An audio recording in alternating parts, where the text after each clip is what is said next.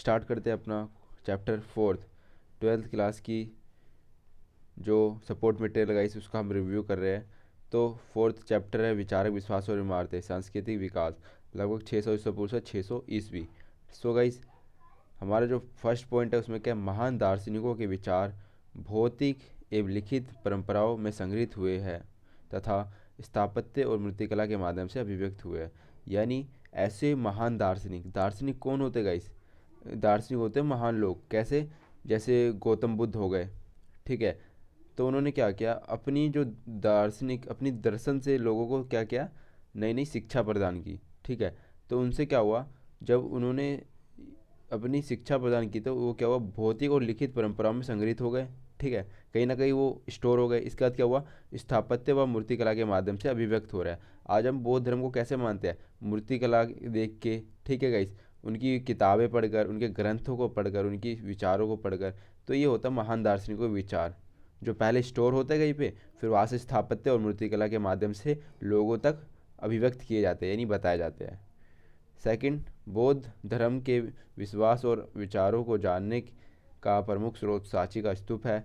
किसका स्तूप है गाइस, सांची का स्तूप। सांची का स्तूप कहाँ पे है, मध्य प्रदेश में, भोपाल में, ठीक है।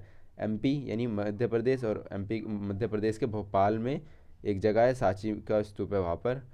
सो गाइस नेक्स्ट हमारा 19वीं शताब्दी में अंग्रेज व फ्रांसीसियों ने सांची के स्तूप में विशेष दिलचस्पी दिखाई। अंग्रेज गाइस ऐसी कोई सी भी हिस्टोरियन चीज़ होती है जो इम्पोर्टेंट है उसमें दिलचस्पी दिखाते हैं, ताकि वो अपने जो अपने कंट्री वहाँ पर लेके चले जाए उस किसको, स्तूप को। मगर ऐसा होने नहीं दिया किसने, सुल्तान जहाँ बेगम ने। सो गाइस हमारा नेक्स्ट है, आरंभ में स्तूप वस्तुतः टीले होते थे। यह पवित्र बौद्ध स्थल है जहाँ आंगन के बीच चबूतरों पर बौद्ध के जुड़े अवशेषों को गाड़ा जाता है। यानी जब बौद्ध भगवान की मृत्यु हुई थी तो उनकी जो अवशेष थे ना उसे अलग अलग जगह पर इस्टेब्लिश किया गया था।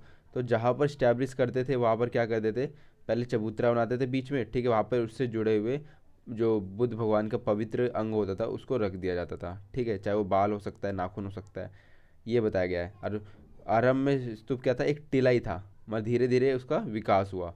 नेक्स्ट है, सांची के स्तूप समूह के संरक्षण में भोपाल की शासक शाहजहाँ बेगम और सुल्तान जहाँ बेगम का योगदान था। किन दो का योगदान था, सुल्तान शाहजहाँ बेगम और सुल्तान जहाँ बेगम का योगदान था। इन सब की वजह से ही सांची का स्तूप आज अस्तित्व में है।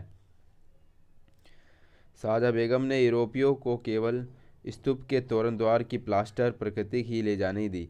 यानी जो यूरोपियन लोग थे जो इंटरेस्टेड थे सांची के स्तूप को ले जाने के लिए अपने विदेश में, मतलब अपने कंट्री में, मैं उसको रोका किसने, शाहजहाँ बेगम और सुल्तान जहाँ बेगम ने रोका, ठीक है।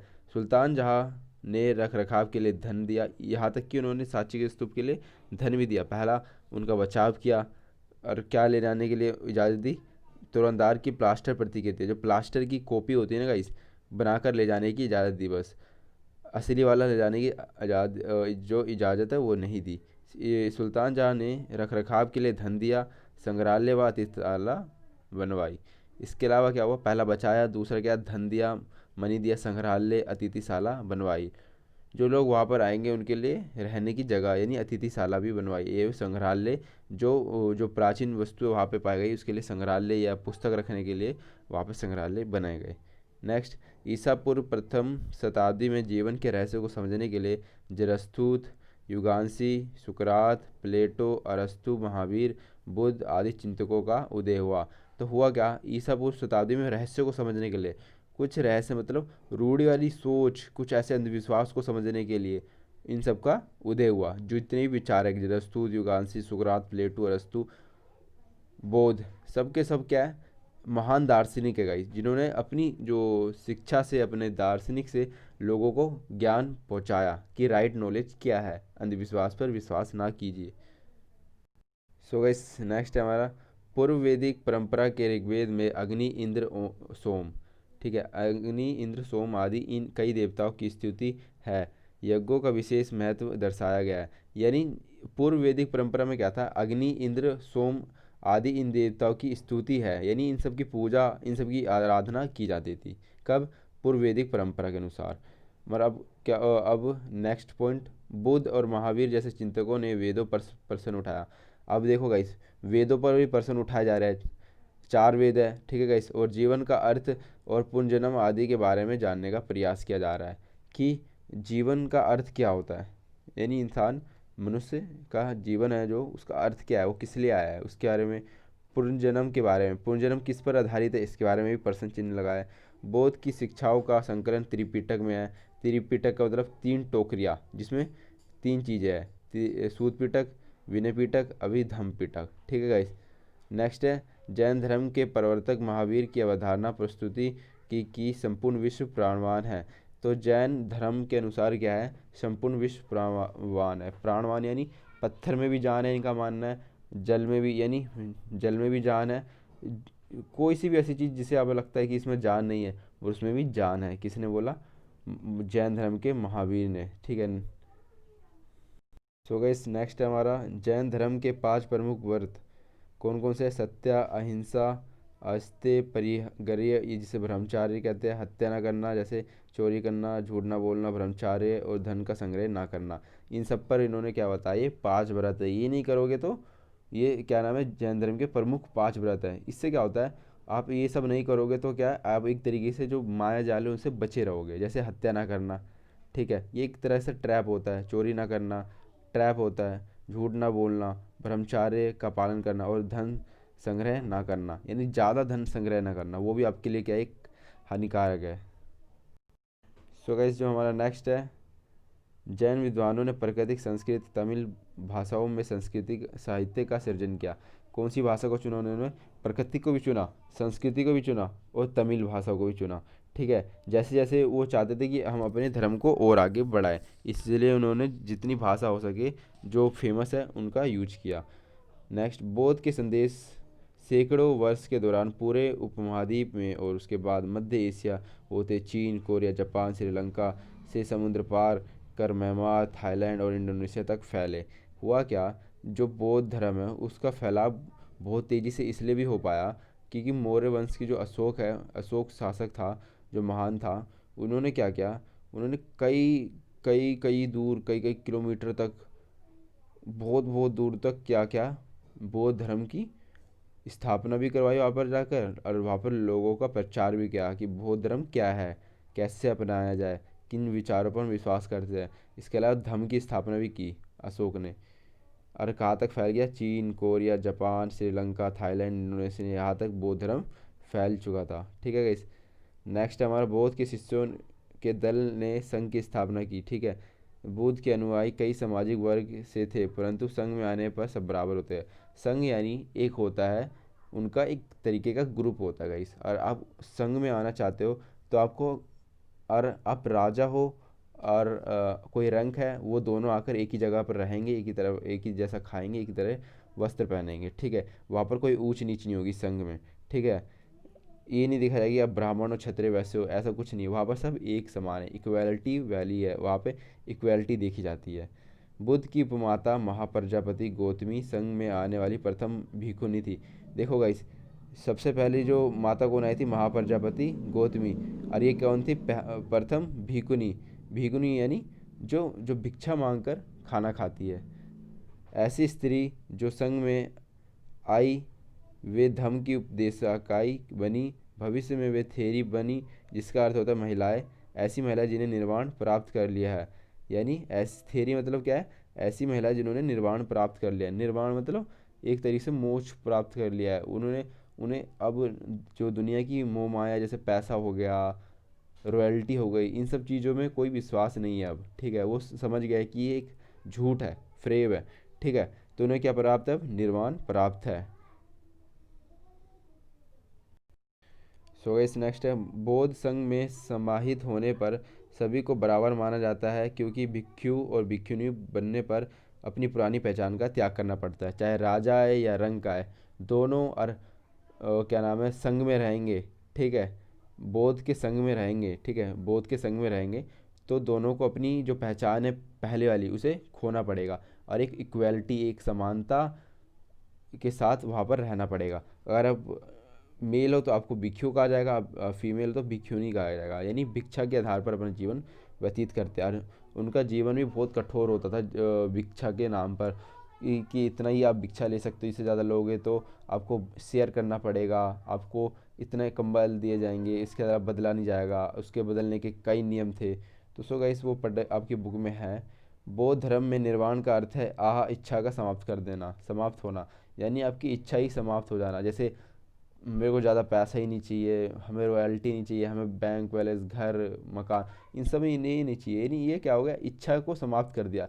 अब इन्होंने अपनी जो सोच है वो किस पे लगा दी, कि हम कौन है, सत्य क्या है, इन सब चीज़ों पे अपनी जो विचार है उसको लगाया। प्रारंभिक प्रारंभिक मूर्तिकार ने बोध को मानव रूप में ना दिखाकर उसकी उपस्थिति प्रतीकों के माध्यम से दर्शाने का प्रयास किया।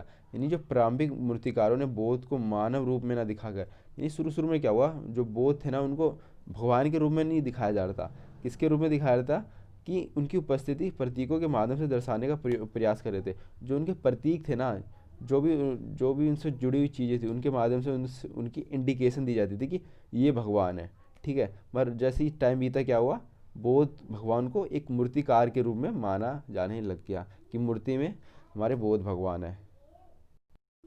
सो गाइस जो नेक्स्ट है हमारा, सांची के स्तूप में साल भंजिका इस बात से इंगित करती है कि जो लोग बौद्ध धर्म में आए उन्होंने बौद्ध पूर्व और बौद्ध धर्म से इतर दूसरे विश्वासों और प्रथा धारणाओं को बौद्ध धर्म से समृद्ध किया। देखो गाइस, इसमें क्या बताया गया है कि सांची के स्तूप में साल भंजिका की मूर्ति क्या बताती है, कि लोग लोग बौद्ध धर्म में आए, उन्होंने बौद्ध पूर्व और बौद्ध धर्म से इतर दूसरे विश्वास और प्रथाओं धारणा से बौद्ध धर्म को समृद्ध किया। यानी जो दूसरे धर्म के जो विश्वास है, अच्छी अच्छी विश्वास है, अच्छी अच्छी सोच है, या उनकी खुद की सोच है, उनसे क्या किया, उन्होंने बौद्ध धर्म को समृद्ध बनाया, यानी एक अन्य लेवल पे लेके गए, नेक्स्ट लेवल पे। सो गाइस नेक्स्ट है हमारा, वैष्णव धर्म हिंदू की वह परंपरा थी जिसमें विष्णु को ही सबसे महत्वपूर्ण देवता माना जाता था। वैष्णववाद में विष्णु के कई अवतार के आसपास पूजा पद्धति विकसित हुई। इस परंपरा के अनुसार विष्णु के 10 अवतार थे। यानी वैष्णव धर्म में क्या है, पहली बात, वैष्णव धर्म विष्णु विष्णु भगवान पर आधारित है, और विष्णु भगवान के कितने अवतार माने जाते हैं, 10 अवतार माने जाते हैं। ठीक है। शैव परंपरा में शिव को सर्वोच्च परमेश्वर माना गया है। शैव यानी शिव भगवान, यानी उनकी परंपरा में क्या हुआ है, जो शिव है उनको सर्वोच्च परमेश्वर माना गया है, सबसे ऊंचा भगवान माना गया है। महिलाएं और शूद्र साहित्य पढ़ने सुनने से वंचित थे, जबकि वे पुराणों को सुन सकते थे। जो महिलाएं फीमेल थी और जो शूद्र थे, 4 वर्णों में ब्राह्मण क्षत्रिय वैश्य शूद्र, जो शूद्र थे जो तीनों की सेवा करते थे, वो क्या करते थे, वो केवल साहित्य को पढ़ने और सुनने से वंचित थे। यानी वो उसे किताब को खोल के या ग्रंथ को खोल के नहीं पढ़ सकते थे, जबकि वे पुराण को सुन सकते थे। पुराण मतलब मत्स्य पुराण। ठीक है। नेक्स्ट, ऋग्वेद अग्नि, इंद्र, सोम आदि कई देवताओं की स्तुति का संग्रह है। यज्ञों के समय इन स्रोतों का उच्चारण किया जाता था, और लोग मवेशी, बेटे और स्वास्थ्य लंबी आयु के लिए प्रार्थना करते थे। ठीक है। होता क्या था, जो यज्ञ होता था, यज्ञ की एक अवधारणा ये होती थी, मान्यता ये होती थी कि अरे आप यज्ञ करवाओगे, किसके आधार पर, किन भगवानों के लिए, अग्नि, इंद्र, सोम आदि कई देवताओं की स्तुति का संग्रह करे, यानी उनकी स्तुति करोगे, उनकी पूजा आराधना करोगे यज्ञों के माध्यम से, तो आपका जो मवेशी है, आपके बेटे हैं, स्वास्थ्य होंगे, लंबी आयु के लिए प्रार्थना करते थे। यानी उनसे कुछ ना कुछ मांगते थे इन भगवानों से, अग्नि से, इंद्र से और सोम से। सो गाइस जो हमारा नेक्स्ट है, सूत पिटक महात्मा बुद्ध की शिक्षाओं का संग्रह है। किसकी, जो महात्मा बुद्ध ने जितनी भी एजुकेशन दी है वो किसका संग्रह है, सूत पिटक का। ठीक है। नेक्स्ट, अभिधम पिटक दर्शन शास्त्र से जुड़े हुए विषयों का संग्रह, दर्शन शास्त्र से जुड़े हुए विषयों का संग्रह अभिधम पिटक। सत्यचरित्र किसी संत या धार्मिक नेता का जीवनी है, इसमें सत्य की उपलब्धियों का गुणगान है, तथात्विक रूप से पूरी तरह सही नहीं है। जो सत्यचरित्र, संत यानी सत्य, और चरित्र यानी उसकी बायोग्राफी, सत्य यानी उस संत की बायोग्राफी है, जो तथ्यात्मक रूप से सही नहीं है, यानी ऐसा माना गया कि वो उसमें जो आंकड़े हैं, जो नॉलेज दी गई है वो सही नहीं है, पूर्ण रूप से सही नहीं है, ये बताया गया है। सो गाइस नेक्स्ट है हमारा, बौद्ध धर्म में चिंतन की नई परंपरा को महायान की संज्ञा दी गई। अब बौद्ध धर्म में 2 पार्टों में गया, महायान और हीनयान। तो जो जो नई परंपरा के अनुसार है वो महायान है। ये क्या होता है, ये लोग दूसरी बौद्ध परंपराओं के समर्थक को हीनयान कहते हैं, लेकिन पुरातन परंपरा के अनुयायी खुद को थेरीवाद कहते हैं। यानी जो हीनयान और महायान में बदल गया। आई होप गाइस आपको समझ आया हो।